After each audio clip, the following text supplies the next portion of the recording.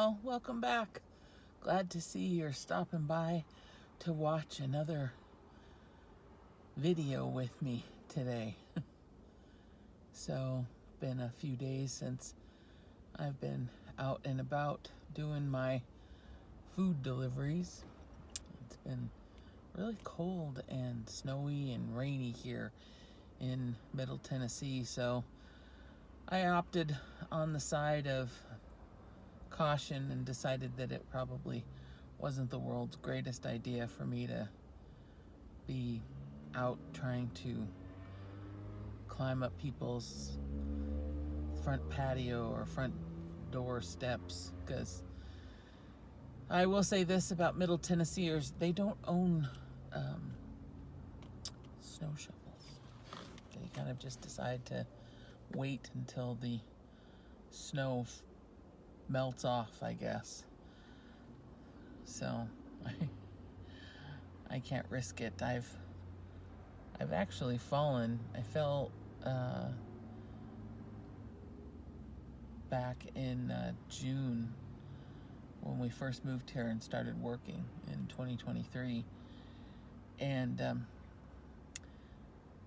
it's very difficult to explain. The stairs here are, when you're walking up to somebody's front door, it's like the last stair that you would step up to the door is like,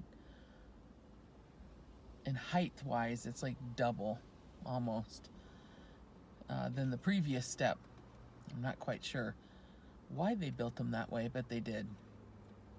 And so I just had I guess a senior moment is what they call them.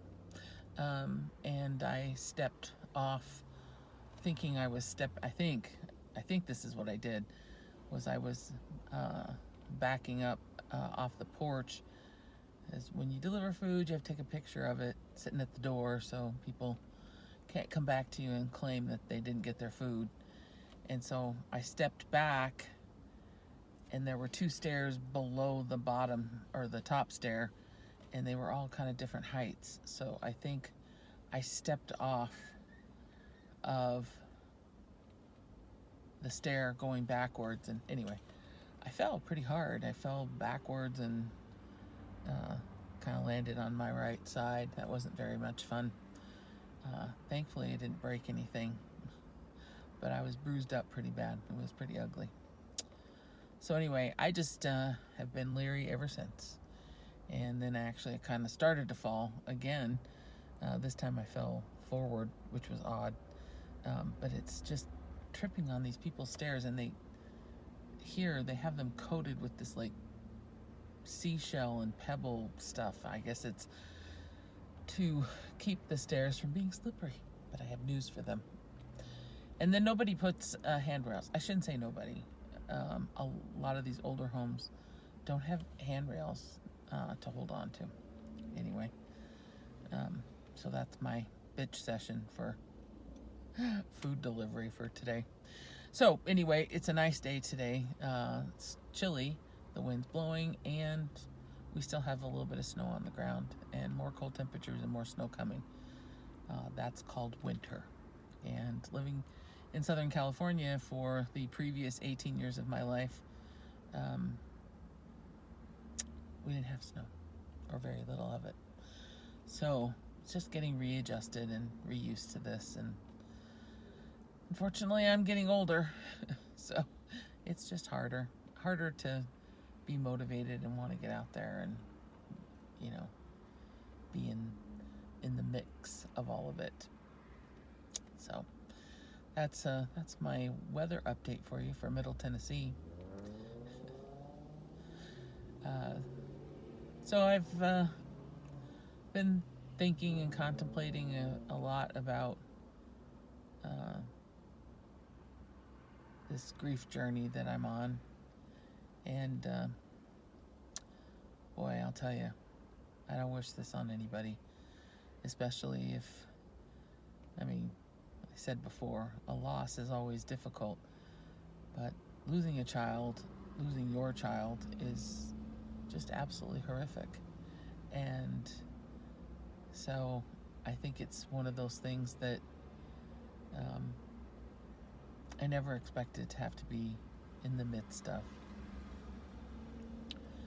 But here I am, as I've said before.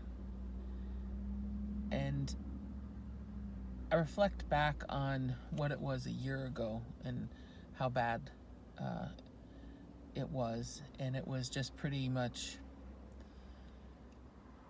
I think I was just in shock and just numb. Period. I think I just floated through the days and did what I could do. And not that that's not part of it right now, but a difference that I'm experiencing is looking at it as more of a reality. You know, and maybe that's just how grief works. I mean,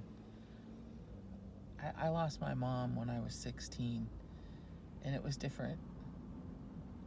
There were a lot of things similar, but there was a lot of things different. And I think losing my child, well, it's just a different kind of loss. And so I think the thing is that you kind of go into this freeze positioning when you go through something like that. I mean, it just happens so fast. And so I think you just kind of get frozen in fear and grief and sadness, and then as time goes on, you start to thaw out, and that's kind of how it feels for me right now. So I think the hardest part is that, well, it's what I call the gut punch of grief.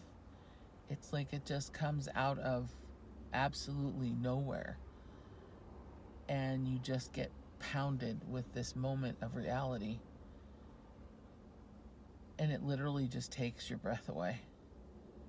And I've had that happen to me several times now.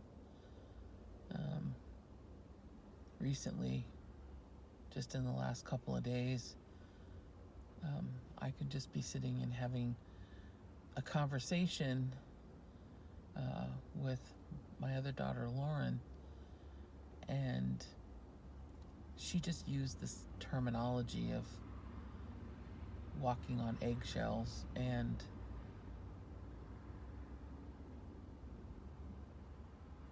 not to go into detail or try to elaborate why that particular phrase just came up and hit me. And I've had other times when, nothing. I was driving home from work one night, and I just felt it. I felt it like a wave that was coming up from the pit of my stomach, and it had to go someplace. And I was driving, and there was no place to pull over. There was no place to really stop because of where I was at. And I just had to start screaming. I had to scream and let it out. And so the other night when this happened, I try not to scream, but it is just an uncontrollable amount of sobbing. And just pain, just wave after wave after wave. It's kind of starts with this, like I said, whatever the trigger is, it doesn't have to be very much. And then it's just a wave. It's just tsunami after tsunami. And that's what they are. They're big ass waves. And they just come down on top of you with a force I've never felt before. And so That's why I call it the gut punch of grief, because that's where it starts. And it just feels like someone has punched you, and it hurts. It hurts like nothing else has ever hurt before. I mean, I'm very blessed that I have my Lauren, because she's always there, and she's, helps me through those tough moments. We got through them together, and I'm so thankful for her. But it's also really a scary place to be, just because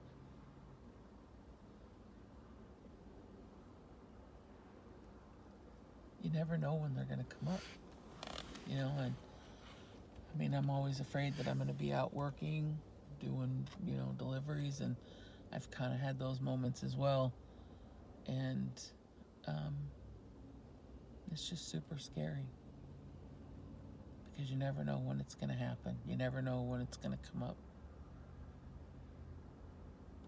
I don't know if any of you have ever experienced that or gone through it, but I think I can attest to the fact that it just feels like I'm in this thaw, like all of these emotions are now able to start to come out and come to the surface and be there, and I'm allowing them to be there. So, sorry, I'm going to roll the window up. I didn't, kind of forgot that I had them down. And, whoops, there we go. Little radio blast as well. Good heavens, car.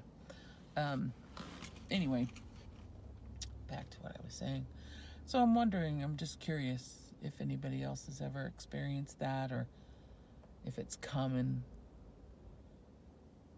Specifically, like I said, I'm in the halfway through the second year of her being gone, and so I don't know. I'm curious as to whether or not other people have experienced the same kind of feelings, or it's just, gosh, it's literally just it's a wave. I can't describe it any other way. It's just literally this wave that crashes down on top of me, and like I said, I don't know if that starts to get easier as time goes on. I don't know what to expect, and I'm not really looking necessarily for any kind of definitive answer about that. I just am curious as to if it is the thaw, then that's okay. I understand that. But if it's not, if it's, if it's just a buildup, like, I've been suppressing all of these emotions, and it just kind of, is more like a dam breaking kind of thing. Maybe it's that. I don't know. It's hard to tell. I'm trying not to hold back my emotions, but, I go out and I have to, deliver food or whatever, and there are just some days when I have no choice. I have to just push it back, and then by the time I get home, I'm pretty wiped out and tired. So I don't focus on my feelings or what I'm going through then either. So it's not that it's a worry, but I just wonder if suppressing that, having to, hold that back, you got to go out there and you got to do the job, and you got to, be, got to have a little smile on your face every now and then. And I mean, I try to be friendly and chipper and that kind of thing. Not that I over interact with people, or, I spend a lot of time with them or anything, but, you still want to be pleasant. That's a good word, pleasant. So I think that just keeps you from being able to just grieve openly. And I think that that's what we need to be able to do.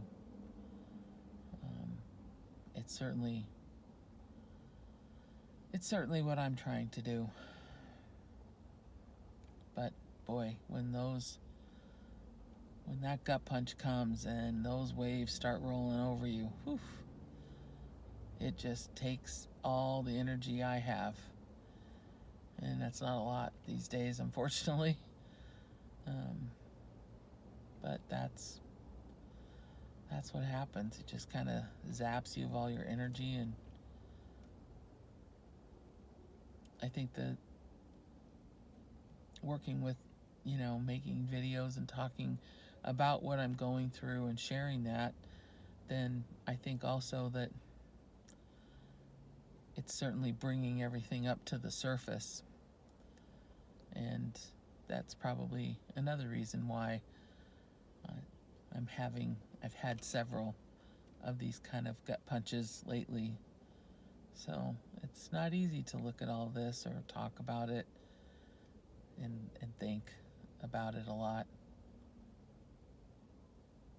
All I know is through all the books I've read on just trying to deal with emotions and feelings all the way across the board, the only thing you can do is feel it. You have to feel it to heal it. And that's just how it is. Feelings are fluid, and if you let them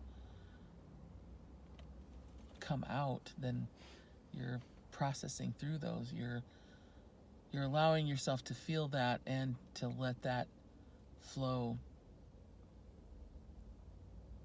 out of you so that you're not holding it all inside. I mean, I'm quite certain that that's part of it, but that's what you need to do. And if you need to scream, you scream.